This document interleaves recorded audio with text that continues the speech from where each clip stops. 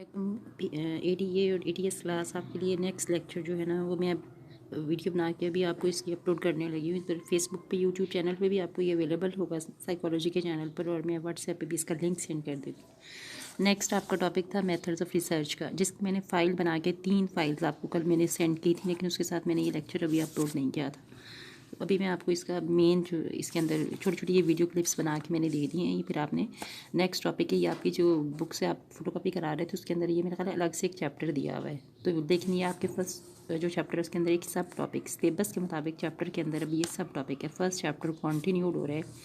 पहला टॉपिक आपका जो था वो डेफिनेशंस का था, अगला आपका था साइंटिफिक पर्सपेक्टिव का, उससे आगे हिस्टोरिकल पर्सपेक्टिव, और फिर उससे आगे जो था वो स्कूल्स मैंने करवाए थे आपको, 6 स्कूल ऑफ थॉट्स करवाए थे साइकोलॉजी के। और फिर नेक्स्ट आता है उसके बाद मेथड्स ऑफ रिसर्च।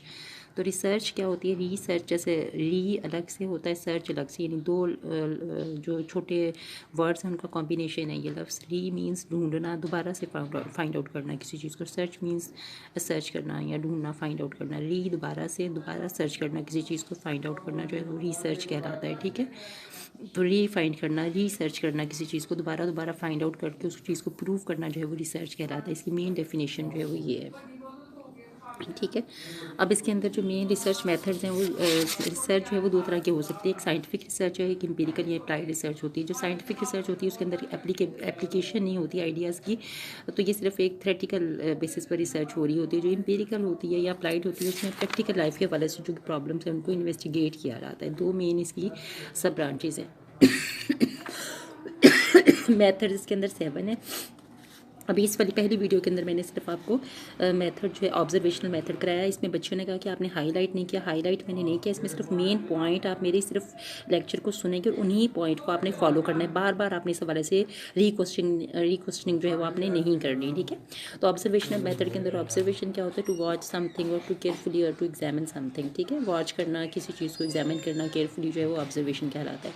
तो ऑब्जर्वेशन की टेक्निक जो है बेसिकली कलेक्टिंग इन्फॉर्मेशन होती है of all aspects of the problem.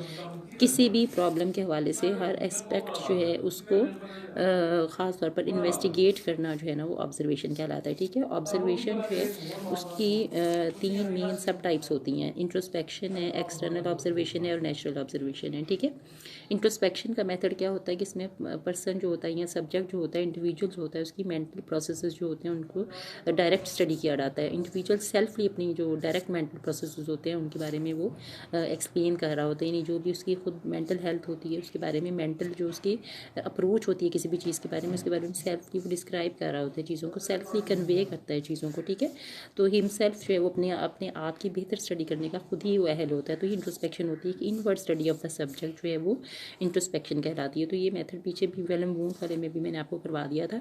तो ऑब्जर्वेशन के अंदर 3 मेन सब टाइप्स हैं, इंट्रोस्पेक्शन, एक्सटर्नल ऑब्जर्वेशन और नेचुरल ऑब्जर्वेशन। ठीक है, इंट्रोस्पेक्शन जो है वो सेल्फ स्टडी है इंडिविजुअल की। तो इसके भी अब जो भी आपने मेथड करना है उसके मेन एडवांटेजेस डिसएडवांटेजेस करने हैं, उसकी सिर्फ मेन पॉइंट आपने कम से कम 3 या 4 हर मेथड में बताने हैं। बहुत ज़्यादा डिटेल में चाहे ना जाए, 6, 7, 8 भी कहीं हैं तो, लेकिन आपने ये सारे नहीं करने, आपने सिर्फ 3 या 4 जो है उन्हीं को डिटेल में आपने डिस्क्राइब करना है। ठीक है, पहला एडवांटेज इसका जो है वो असेस टू माइंड है कि माइंड की तरफ जो यानी ये मेथड इंट्रोस्पेक्शन का मेथड जिसमें सब्जेक्ट अपनी सेल्फ स्टडी कर रहा होता है, तो सेल्फली अप्रोच करता है अपने माइंड को। फिर डायग्नोसिस ऑफ मेंटल डिसऑर्डर्स आ जाता है इसका सेकंड एडवांटेज जो है। और फिर थर्ड एडवांटेज है ईजी और एफर्टलेस मेथड होता है। ये इसके एडवांटेजेस हैं सारे, 3 ही कर लें तो बस काफ़ी हो जाएंगे आपके लिए। ठीक है, फिर डिसएडवांटेजेस जो हैं उसके अंदर आपने देखने हैं कि इसके क्या डिसएडवांटेजेस हैं। उसमें भी आप 3 बता दें। पहला जो है वो अनसाइंटिफिक मेथड है, क्योंकि ये सिर्फ पर्सन सेल्फली रिपोर्ट कर रहा होता है, इसलिए इसकी साइंटिफिक प्रूफ नहीं होता इस मेथड का कोई भी। सेकंड चेंजेबल होता है, क्योंकि ये वाला इसमें मेंटल प्रोसेस पर्सन के हैं तो वेरी करते हैं सिचुएशन टू सिचुएशन, तो इस वजह से फिर ये वेरिएशंस आती हैं इनके अंदर, तो साइंटिफिकली इतना ज़्यादा ऑथेंटिक ये मेथड नहीं होता। तीसरा इसमें जो सब पॉइंट है वो लिमिटेशंस का आता है, लिमिटेड होता है ये मेथड, यूज़ में लिमिटेड होता है। इसमें ट्रेन पर्सन जो है वो चाहिए होता है, खुद पर्सन की ट्रेनिंग होती है पहले कि वो अपने मेंटल प्रोसेस को स्टडी कर सकता है कि नहीं, इस चीज़ की ट्रेनिंग दी जाती है उसको पहले से। ठीक है, अब नेक्स्ट है इसके अब एडवांटेजेस डिसएडवांटेजेस आपने इसके देख लिए। अब नेक्स्ट हमने देखना है अगला सब मेथड। ठीक है, पहला सब मेथड इंट्रोस्पेक्शन है, उसका इतनी ही डिटेल जैसे मैंने आउटलाइन कराई है उसी को ही आपने फॉलो करना है, बार बार कोई क्वेश्चन नहीं करने इस हवाले से। फिर नेक्स्ट जो मेथड है अब आपका डिसएडवांटेज भी आपके हो गया। अगला जो सेकंड मेथड आ रहा है वो है एक्सटर्नल ऑब्जर्वेशन, इसमें क्या होता है, साइकोलॉजिस्ट जो है वो कैरी आउट करता है scientific study of mental processes and behaviour of individuals. यानी एक्सटर्नल ऑब्जर्वेशन वो खुद जो पर्सन है, जो साइंटिस्ट है, जो खुद कैरी आउट कर रहा होता है स्टडी, वो जो है वो इन्फॉर्मेशन कलेक्ट कर रहा होता है खुद मेंटल प्रोसेसेस की और बिहेवियर जो इंडिविजुअल्स के होते हैं उनकी, ठीक है। और नोट करता है वो इंडिविजुअल के एक्शंस और बिहेवियर को, और डिफरेंट इन्वायरमेंटल फैक्टर्स जो है उनका क्या इन्फ्लुएंस हो रहा होता है बिहेवियर के ऊपर, इस चीज़ की भी वो जो है वो स्टडी कर रहा होता है, ठीक है। और डायरेक्ट और इनडायरेक्ट वेज वो अपना रहा होता है इसमें स्टडी करने के लिए। कई दफ़ा छुप कर ऑब्जर्व कर रहा होता है बिहेवियर्स को, कभी वो सामने आकर भी ऑब्जर्व कर रहा होता है। तो इस तरह डायरेक्ट या इनडायरेक्ट ऑब्जर्वेशन जो है एक्सटर्नल ऑब्जर्वेशन में आती है बिहेवियर्स की और मेंटल स्टडीज़ की। फिर इसके भी एडवांटेजेस और डिसएडवांटेजेस हैं।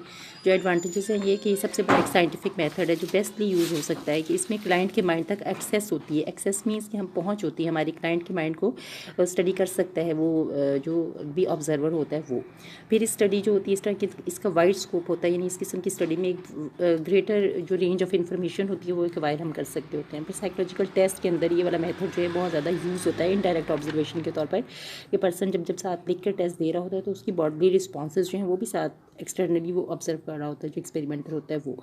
फिर इसके डिसएडवांटेजेस में सबसे पहले आ जाता है इनकम्प्लीट इन्फॉर्मेशन। जो इन्फॉर्मेशन इसमें मिल रही होती है वो कंप्लीट नहीं मिल रही होती, सिर्फ उस वक्त जब पर्सन को ऑब्जर्व किया जा रहा होता है तो उस वक्त उसके रवैये के बारे में इन्फॉर्मेशन मिल जाती है, लेकिन बाकी 24 घंटों में वो क्या कर रहा है क्या नहीं कर रहा उसके बारे में फिर इन्फॉर्मेशन जो है वो बाकी का जो रिमेनिंग टाइम होता है उसके बारे में डिटेल इन्फॉर्मेशन नहीं इसमें फ्राहम होती है। मैं फिर ये लिमिटेड स्कोप है इस मेथड का, कुछ वक्त के लिए ये ठीक है एप्लीकेबल है, लेकिन सारी लाइफ हिस्ट्री या सारे बिहेवियर, कंप्लीट बिहेवियर और माइंड जो स्टडी है उसके लिए ये लिमिटेड इसका स्कोप है, ये नैरो स्कोप है उसके लिए। फिर ट्रेंड एक्सपर्ट एग्जामिनर जो इसमें है, ऑब्जर्वर जो है वो इंतहाई इसमें ट्रेंड पर्सन जो है वो हमें चाहिए होता है। नेक्स्ट आगे जो तीसरा इसमें स्टेप है वो नेचुरलिस्टिक ऑब्जर्वेशन है। नेचुरलिस्टिक ऑब्जर्वेशन मेथड क्या होता है, एक्सटर्नल ऑब्जर्वेशन में नेचुरल में क्या फ़र्क है ये अपने साथ साथ डिफ्रेंशिएट करते हुए चीज़ों को स्टडी करना है। पहला मेथड तो इंट्रोस्पेक्शन था, जिसमें पर्सन सेल्फ स्टडी करता है अपनी ज़ात की, अपनी पर्सनैलिटी के बारे में सेल्फली रिपोर्ट करता है, अपनी फीलिंग्स को, अपनी जो शख्सियत के अंदर जो उसकी खूबियाँ और खामियाँ होती हैं उसको सेल्फली वो डिस्क्राइब कर रहा होता है। सेकंड जो ऑब्जर्वेशन होती है वो एक्सटर्नल ऑब्जर्वेशन होती है, जिसमें बिहेवियर की और मेंटल प्रोसेस की डायरेक्ट या इनडायरेक्ट जो ऑब्जर्वर होता है वो स्टडी कर रहा होता है। तीसरा नेचुरल ऑब्जर्वेशन मेथड क्या होता है, जिसमें नेचुरल फिनोमिना जो ऑटोमेटिकली हो रहे होते हैं उनकी स्टडी जो है वो पर्सन ने करनी होती है। यानी जैसे कोई फ्लड आता है या कोई चांद जैसे होता है, चांदनी की रात में चांद जो होता है वो हाई टाइड्स पैदा करता है, हाई टाइड वेव्स जो होती हैं वो पैदा होती हैं सी में या रिवर में। तो इन चीज़ों की स्टडी जो नेचुरल फिनोमिना जो ऑटोमेटिकली अक्कर हो रही हैं, या एनिमल्स के कोई बिहेवियर जो नेचुरल इन्वायरमेंट में जाकर वो स्टडी करता है, नेचुरल सेटिंग में बिल्कुल जो है वो जो कुछ भी हो रहा हो तो उसकी स्टडी जो है वो नेचुरल ऑब्जर्वेशनल मेथड के तहत हो रही होती है। और इसमें दो मेन सब मेथड जो है वो यूज़ हो रहे होते हैं, पार्टिसिपेंट ऑब्जर्वेशन और नॉन पार्टिसिपेंट। पार्टिसिपेंट क्या होती है, जिसमें जो ऑब्जर्व करने वाला पर्सन होता है वो सेल्फली पार्टिसिपेट करता है सिचुएशन के अंदर, तो ये पार्टिसिपेंट ऑब्जर्वेशन होती है, खुद पार्टिसिपेट करके वो ऑब्जर्व कर रहा होता है चीज़ों को। नॉन पार्टिसिपेंट ऑब्जर्वेशन क्या होती है, जिसमें पर्सन जो है वो पैसिवली जो फिनोमिनास हो रहे होते हैं उसके इन्वायरमेंट में उनको वो इनडायरेक्ट वे में उनको स्टडी कर रहा होता है, उसमें सेल्फली इन्वॉल्व हुए बगैर। पार्टिसिपेंट में सेल्फ इन्वॉल्वमेंट होती है पर्सन की, जो ऑब्जर्वर होता है उसकी नॉन पार्टिसिपेंट में नहीं होती। जैसे पार्टिसिपेंट में क्या होता है कि अगर 4-5 लोग कहीं बैठे चाय पी रहे हैं किसी होटल में या कैफ़े में, तो वो पर्सन उनके साथ जाके बैठ जाता है और एक इनिशिएटिव दे देता है कि आजकल ये हो रहा है। वो एक बात या एक पॉइंट देता है और उस पर लोग अपने व्यूज़ देना शुरू हो जाते हैं, फिर वो उनके लोगों के व्यूज़ को नोट करता है। ये पार्टिसिपेंट ऑब्जर्वेशन होती है कि सेल्फली इनिशिएटिव देता है वो पहले और फिर उसके ऊपर उसको व्यूज़ मिलना शुरू हो जाते हैं।